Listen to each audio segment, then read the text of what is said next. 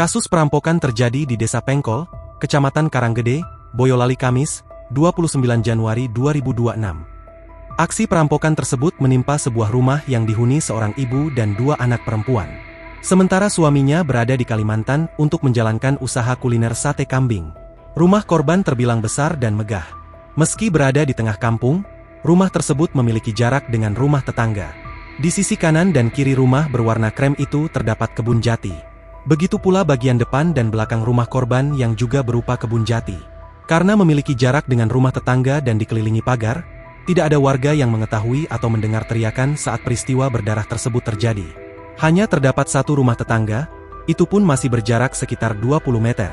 Rahmat Kristiono, salah satu tetangga korban, mengaku meski jaraknya cukup jauh, ia kerap melihat ibu korban. Saya kerap melihat ibunya di depan rumah, kadang bersih-bersih, pungkasnya. Korban dikenal sebagai istri bos kuliner sate kambing di Singkawang, Kalimantan. Dalam kejadian tersebut, seorang anak berusia 6 tahun tewas mengenaskan. Korban ditemukan bersimbah darah di dalam rumahnya. Selain korban meninggal dunia, ibu korban juga mengalami luka parah akibat kejadian tersebut dan harus dilarikan ke rumah sakit untuk mendapatkan perawatan intensif.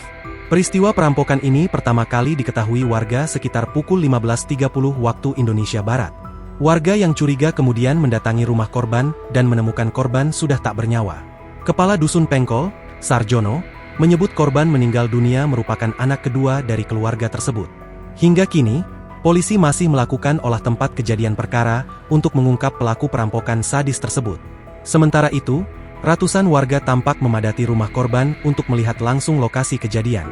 Tak sedikit warga yang menangis sedih atas peristiwa ini. Download Tribun X sekarang, menghadirkan lokal menjadi Indonesia.